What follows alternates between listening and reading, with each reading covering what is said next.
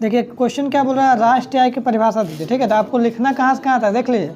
बोला राष्ट्रीय आय एक वित्त वर्ष में, एक फाइनेंशियल ईयर में देश के सामान्य निवासियों द्वारा अर्जित आय को हम लोग क्या बोलते हैं, अर्जित आय के कुल योग को हम लोग राष्ट्रीय आय बोलते हैं। फिर समझ लीजिए राष्ट्रीय आय एक वित्त वर्ष में, एक फाइनेंशियल ईयर में, देश के फाइनेंशियल ईयर कब से होता है, 1 अप्रैल से 31 मार्च तक चलता है। ठीक है, देश के सामान्य निवासियों, जितना भी निवासियों द्वारा अर्जित कारक आय मतलब फैक्टर इनकम जो भी है उसका योग को हम लोग क्या बोलते हैं, राष्ट्रीय आय बोलते हैं। आपको इतना ही लिखना है। ठीक है, ध्यान रखिएगा, इसमें मजदूरी, किराया, ब्याज, लाभ भी शामिल होता है। ठीक है, नेक्स्ट सवाल देखिए 52 में, राष्ट्रीय आय की गणना की विधियां बताइए। वेरी वेरी इंपॉर्टेंट, एग्जाम में पूछता है राष्ट्रीय आय की गणना के लिए कितना विधि है, तो ध्यान रखिएगा 3 विधि है। ठीक है, कितना विधि है, 3 विधि। राष्ट्रीय आय की गणना के लिए 3 विधि, कौन कौन सा विधि है, नाम भी आपको याद होना चाहिए। तो पहला आपका उत्पाद विधि होता है, क्या होता है, उत्पादन विधि। इसमें जितना भी देश में उत्पादित सभी वस्तुओं और सेवाओं का बाजार मूल्य का योग होता है। ठीक है, उसका दूसरा क्या होता है, आय विधि होता है, सभी कारक आय, मजदूरी, किराया, ब्याज, लाभ का योग होता है। तीसरा विधि का नाम क्या है, व्यय विधि। व्यय विधि जो आपका वेरी वेरी इंपॉर्टेंट है, कुल उपभोग और निवेश व्यय का योग है। ध्यान रखिएगा 3 गो व्यय। आगे देखिए पूर्ति के लोच कितने प्रकार के होते हैं, 5 नंबर में वेरी वेरी इंपॉर्टेंट सवाल है। पूर्ति के लोच मुख्य रूप से 5 प्रकार के होते हैं। ठीक है, पहला हाँ 5 नंबर वाला आता है। पहला बोल रहा है पूर्णतः लोचदार पूर्ति। अगर बोल रहा है कीमत में थोड़ा सा परिवर्तन होने से, क्या बोल रहा है, कीमत में अगर थोड़ा सा परिवर्तन होने से पूर्ति में अनंत तक बदल जाता है, मतलब पूरी तरह से बदल जाएगा, तो उसको हम लोग क्या बोलते हैं, पूर्णतः लोचदार पूर्ति। अत्यधिक लोचदार पूर्ति किसको बोलते हैं, कीमत में प्रतिशत परिवर्तन की तुलना में, कीमत में प्रतिशत परिवर्तन की तुलना में पूर्ति में अधिक प्रतिशत परिवर्तन हो रहा। मान लो कीमत में 10% चेंज कर रहे हैं तो पूर्ति में हो जा रहा है 25% चेंज, ज़्यादा चेंज हो जा रहा है तो उसको हम लोग क्या बोलते हैं, अधिक लोचदार पूर्ति। अब आइए देखिए इकाई लोचदार पूर्ति किसको बोलते हैं, कीमत और पूर्ति में प्रतिशत परिवर्तन बराबर हो। अगर 10% कीमत में प्रतिशत परिवर्तन चेंज हो रहा हो तो पूर्ति में भी 10% ही चेंज हो रहा है, उसको हम लोग क्या बोलते हैं, इकाई लोचदार पूर्ति बोलते हैं। आगे देखिए कम लोचदार पूर्ति किसको बोलते हैं, कीमत में प्रतिशत परिवर्तन की तुलना में, कीमत में प्रतिशत परिवर्तन की तुलना में पूर्ति में कम प्रतिशत परिवर्तन होना।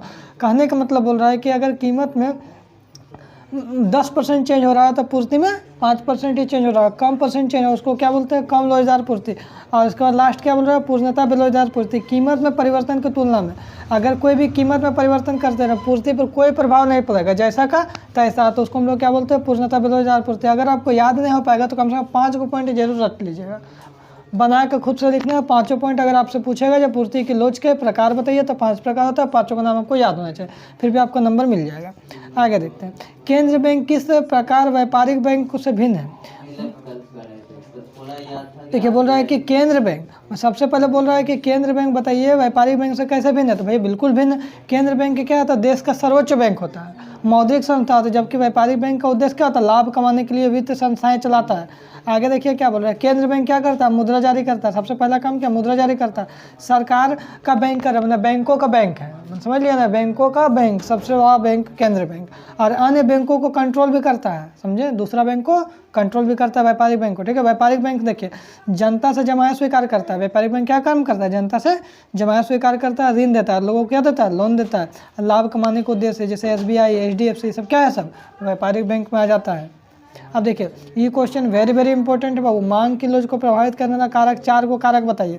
तो चलिए बताते हैं 4 गो कारक क्या है। सबसे पहले उपभोक्ता क्या है, अगर आपका इनकम बढ़ जाएगा तो आप क्या करिएगा, ज़्यादा खाइएगा ना, ज़्यादा खर्चा करिएगा, तो आय बढ़ने से सामान्य वस्तुओं की मांग बढ़ जाती है। संबंधित वस्तु की कीमत, बोल रहा है कि स्थानापन्न वस्तु और पूरक वस्तु की कीमत भी मांग को प्रभावित करेगा कि नहीं करेगा, बिल्कुल करेगा, क्योंकि मान लीजिए अगर कीमत पेट्रोल का दाम बढ़ गया तो क्या होगा, कार का दाम कम हो जाएगा। तो इस तरीक़ा से क्या होगा, जो पूरक वस्तु में भी चेंजेस होने से आपको मांग में प्रभावित होता है। प्लस उपभोक्ता के पसंद और प्राथमिकता, आपका अगर पसंद फैशन सब बदल जाएगा तो आपका क्या होगा, मांग घट जाएगा, तो इसमें भी आपको मांग को प्रभावित करता है, घट जाएगा या बढ़ जाएगा, दोनों में तो प्रभावित कर रहा है ना। अब भविष्य में कीमत के बढ़ने की संभावना, यदि भविष्य में कीमत बढ़ेगा तो वर्तमान मांग बढ़ सकता है, ये भी हमारा क्या होगा, जो दिक्कत करेगा, मांग को प्रभावित करेगा। नेक्स्ट सवाल देखिए, उत्पादन फलन से आप क्या समझते हैं, इसका मुख्य विशेषता। अगर आपको एग्जाम में 3 नंबर में आया तो आपको सिर्फ उत्पादन फलन के बारे में आंसर देना। अगर आपको 6 नंबर में 5 नंबर में आ गया तो विशेषता भी अगर पूछेगा तब विशेषता बनाना, अपना मन से मत बता देना। तो उत्पादन फलन क्या है, तो उत्पादन फलन इनपुट और आउटपुट मतलब आगतों और निर्गतों के बीच तकनीकी संबंध को दर्शाता है, बस खत्म, इतना ही आंसर देना है। यह बताता है कि आगतों से दिए गए संयोजन का अधिकतम कितना उत्पादन किया जाए। इसकी मुख्य विशेषता जब तक ना बोले तब तक आपको लॉन्ग में विशेषता नहीं डालना। विशेषता क्या बोल रहा है, तकनीकी संबंध, यह केवल भौतिक और तकनीकी संबंध ना कि आर्थिक होता है। इसमें समय अवधि एक विशिष्ट समय अवधि में संबंधित होता है, या तो लॉन्ग टाइम या तो शॉर्ट टाइम। उसका दक्षता या उत्पादन की अधिकतम संभव क्षमता को दर्शाता है। नेक्स्ट सवाल, मांग की लोच को भैया मापने की बताइए कौन कौन सा विधि है। तो एक प्रतिशत विधि और एक अनुपातिक माप विधि होते हैं, अनुपातिक माप विधि। देखिए मांग की कीमत लोच क्या बोल रहा है, प्रतिशत विधि से क्या होता है, याद है ना, एडी बराबर delta Q divide by delta P into P by Q, ये वाला होता है। देखिए 2 नंबर में इस तरह है ना जी फार्मूला, इसको हम लोग फार्मूला आगे देखते हैं। यह विधि मांग में परिवर्तन की मात्रा को कीमत में परिवर्तन की मात्रा से विभाजित करने पर मांग की लोच का संख्यात्मक मान निकलता है। ठीक है, आगे नेक्स्ट देखते हैं। नेक्स्ट देखिए क्या बोल रहा है, परिवर्ती अनुपातों के नियम की 3 अवस्थाओं को बताइए। सबसे पहला अवस्था क्या होता है, बढ़ता प्रतिफल, है ना। कुल उत्पादन अगर टीपी बढ़ती दर से बढ़ता है तो सीमांत उत्पादन और औसत उत्पादन भी बढ़ते हैं, एमपी अपने अधिकतम बिंदु पर चला जाता है। दूसरा अवस्था में क्या बोल रहा है कि अगर टीपी बढ़ती है तो टीपी बढ़ती दर से बढ़ना बंद कर देती है और घटती दर से बढ़ना स्टार्ट हो जाता है, अंत में अधिकतम हो जाता है। एमपी और एपी घटने लगते हैं, जबकि एमपी क्या होता है, शून्य हो जाता है, टीपी अधिकतम हो जाता है। ये अवस्था बता रहा है। तीसरा अवस्था में क्या होगा, टीपी घटने लगेगा, एमपी ऋणात्मक हो जाएगा और एपी भी गिरने लगेगा, जबकि कभी ऋणात्मक नहीं होता है। आगे देखिए नेक्स्ट सवाल, ये हमारा देखिए आंसर में अगर शॉर्ट में लिखना है आपको, अवस्था में स्टेज बाय स्टेज नहीं लिखना है, तो आपको ये लिख दीजिएगा। इस नियम की कितना अवस्था होता है, 3 अवस्था, बढ़ता प्रतिफल, घटता प्रतिफल और ऋणात्मक प्रतिफल। उसके चित्र के द्वारा आपको इस तरह से दिखा देना है। ठीक है, आगे देखते हैं नेक्स्ट सवाल। देखिए आगे क्या बोल रहा, औसत आगम और सीमांत आगम और कुल आगम का डिफिनेशन बताइए। कुल है, ठीक है ना। अब देखिए बोले औसत आगम, सीमांत आगम और कुल आगम के विभिन्न माप हैं। सबसे पहले बेची गई इकाइयों से प्राप्त कुल मौद्रिक आय को हम लोग क्या बोलते हैं, कुल आगम बोलते हैं। ठीक है, दूसरा बोल रहा औसत आगम किसको बोलते हैं, तो प्रति इकाई बेची गई वस्तु से प्राप्त जो होता है टीआई डिवाइड बाई, मतलब कुल आगम को अगर क्वांटिटी से डिवाइड कर दीजिएगा तो हमारा औसत आगम आ जाएगा। ठीक है सर। अब सीमांत आगम क्या बोल रहा है, एक अतिरिक्त इकाई के बेचने से कुल आगम में जो परिवर्तन होता है उसी को हम लोग क्या बोलते हैं, सीमांत आगम बोलते हैं। नेक्स्ट सवाल, औसत आगम, सीमांत आगम और कुल आगम से आप क्या समझते हैं, इन दोनों के बीच में संबंध बताइए। चलिए बताते हैं। तो औसत आगम प्रति इकाई बिक्री से प्राप्त होता है, उसके बाद सीमांत आगम एक अतिरिक्त इकाई की बिक्री से कुल आगम में परिवर्तन से, कुल आगम में बेची गई सभी इकाइयों के कुल आय से।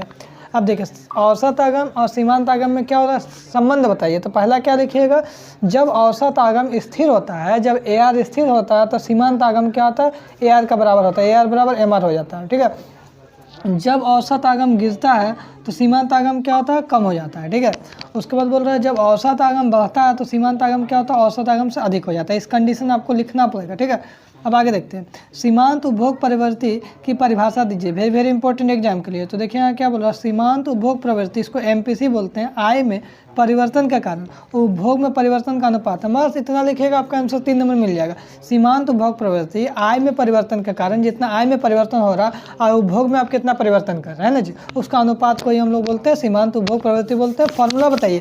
तो एमपीसी बराबर क्या होता है, delta C divide by delta Y के रूप में परिभाषित किया जाता है। डेल्टा सी क्या होता है, उपभोग में परिवर्तन, और डेल्टा वाई क्या होता है, आय में परिवर्तन। इतना लिख दीजिएगा, आपको 3 नंबर 100% आ ही जाएगा। आइए सर, भुगतान शेष की परिभाषा दीजिए। भुगतान शेष क्या होता है, चलिए देखते हैं। भुगतान शेष जिसको वो एक निश्चित अवधि में एक देश और बाकी दुनिया के बीच सभी आर्थिक जो लेन देन का एक व्यवस्थित रिकॉर्ड रखा जाता है, उसी को हम लोग क्या बोलते हैं, भुगतान शेष बोलते हैं। लिखिएगा, 3 नंबर मिल जाएगा। आगे देखिए, पूर्ण रोजगार क्या है। तो पूर्ण रोजगार एक ऐसी स्थिति है इसमें सभी इच्छुक और सक्षम श्रमिक मौजूद मजदूरी दरों पर काम कर रहे हैं। हालांकि इसमें घर्षण और संरचनात्मक बेरोजगारी एक प्राकृतिक दर भी शामिल होता है।